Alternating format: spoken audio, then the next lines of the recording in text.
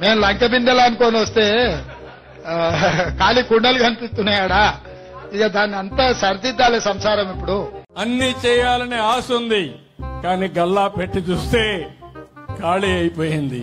నేను మీ కుటుంబంలో సభ్యుని అన్నా అంటే ఆ కుటుంబం యొక్క బాధ్యత తీసుకోవడం.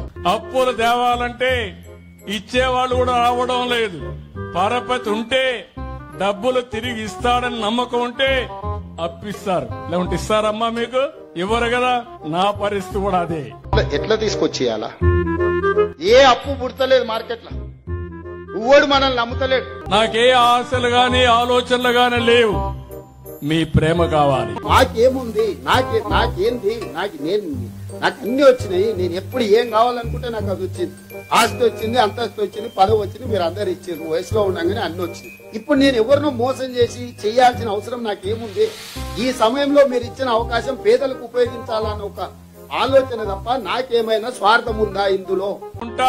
పెద్ద కొడుకుగా ఉంటానని చెప్పి మాట నిలబెట్టుకుంటున్నాను.